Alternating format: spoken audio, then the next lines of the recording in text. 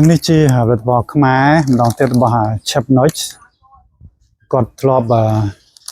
ប្រឡងនៅក្នុងកម្មវិធី Master Chef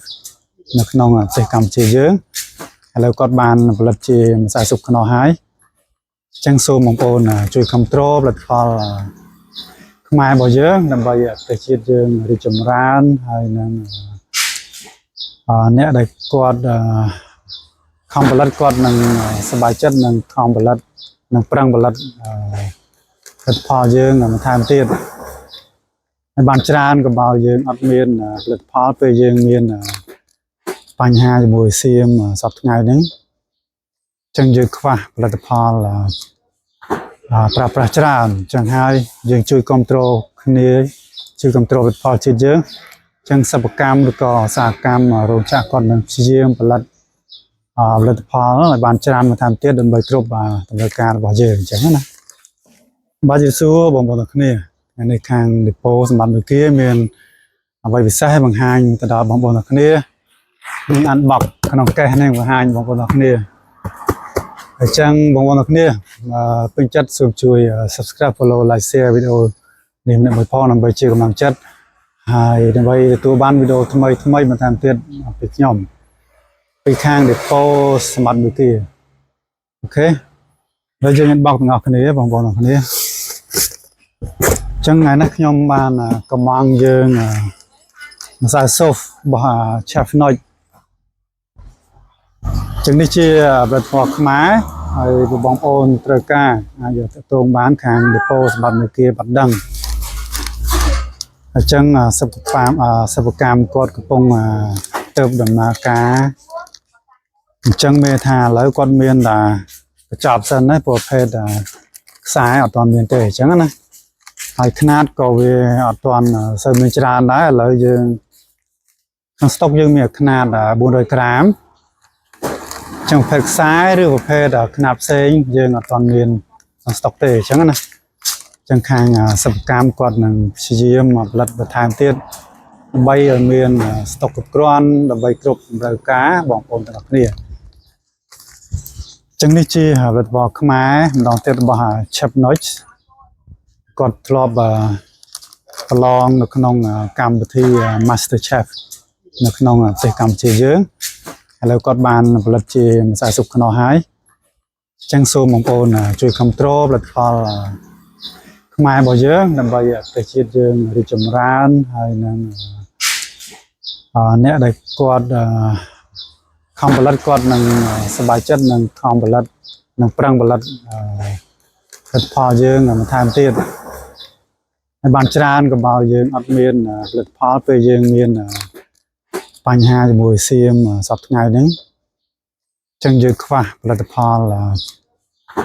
ប្រើប្រាស់ច្រើនអញ្ចឹងហើយយើងជួយគ្រប់គ្រងគ្នាជួយគ្រប់គ្រងផលិតផលជាតិយើងអញ្ចឹងសិប្បកម្មឬក៏ឧស្សាហកម្មរោងចក្រគាត់នឹងព្យាយាមផលិតផលិតផលឲ្យបានច្រើនបន្ថែមទៀតដើម្បីគ្រប់តម្រូវការរបស់យើងអញ្ចឹងណាបងប្អូនអីវ៉ាន់យើងមិនមែនយើងមានតាមប្រភេទម្សៅស៊ុបទេអញ្ចឹងអីវ៉ាន់ផ្សេងទៀតតងនៅអីវ៉ាន់លោកចាប់ហួយអីបងប្អូនត្រូវការទៅតងបានវាទឹកក្រូចទៅដោះគោអីផ្សេងអញ្ចឹងណាទឹកសុទ្ធអីបងប្អូនមានត្រូវការនេះជារដូវការកម្មវិធីអីបងប្អូនមានត្រូវការអាចទៅតងបានអញ្ចឹងណាហើយមានទៀតប្រភេទនេះប្រភេទស្រាបៀរនេះបងប្អូនមក How Garden ប្រភេទនេះវាដែលបងប្អូនមានការមុនចូលចិត្តញ៉ាំប្រភេទស្ប៉ាយតែឥឡូវយើងបោះស្ប៉ាយនេះបោះសៀមយើងអត់ប្រើប្រាស់យើងឲ្យមកប្រើប្រាស់របស់នេះបានវាមានរសជាតិជាផ្លែឈើហើយជាតិស្វឹងវាស្រាលដូចស្ប៉ាយអញ្ចឹងសម្រាប់ស្រីញ៉ាំហ្នឹងគឺល្អអញ្ចឹងដោយសារស្ប៉ាយើងអត់មានយើងអាចជំនួសស្រាបៀរនេះមកបានអញ្ចឹងណាប៉ុន្តែនេះវាផលិតនៅប្រទេសវៀតណាមប៉ុន្តែក្រុមហ៊ុនវិនិយោគមកពីបែលហ្ស៊ៀមក្រុមហ៊ុនម្ចាស់ដើមឬក៏មកវិនិយោគអញ្ចឹងណាប៉ុន្តែគេធ្វើការផលិតនៅប្រទេសវៀតណាមអញ្ចឹងប្រភេទស្រាប្រភេទនេះក៏យើងមានដែរអញ្ចឹងណា វាជាកេះកេះចឹងបងប្អូនកេះកេះចឹងកំប៉ុងវាវិញវិញចឹងណាហ្នឹងយើងជំនួសប្រភេទស្ប៉ាយបានចឹងណាវាជាឆ្ងាញ់ជាងស្ប៉ាយទៀតស្រាលសោះទុនហ្មងណាចឹងខាងនេះយើងមាន Boostrong ឥឡូវ Boostrong កំពុងតែវាយផាទីផ្សារមួយរយៈនេះរង្វាន់ទាំងច្រើនចឹងណាហើយយើងមានអីវ៉ាន់ផ្សេងច្រើនទៀតនេះប្រភេទទឹកសដាយយោហើយមីខ្លាឃ្មុំចឹងអីវ៉ាន់ផ្សេងបងប្អូនមានតម្រូវការទៅតងបានពេលខ្លះវាប្រអប់អស់ទេបងប្អូននេះប្រភេទសាប៊ូតកោស្ពៃយើងមានគ្រប់ម៉ូតគ្រប់ម៉ាកមានដុសខ្លួនអបកក់អីចឹងបងប្អូនអរគ្នាហើយសាប៊ូខ្មែរយើងធានាក្អូបល្អ 100% អត់ប៉ះពាល់ដល់សុខភាពចឹងណាប្រកាមដួលក្លិនមកកាមដួលពិតហ្មងអត់បន្លំបងប្អូនគ្នាទេអូខេចឹងមួយកេះនេះវាមាន24កញ្ចប់បងប្អូនគ្នាមួយកេះមាន24កញ្ចប់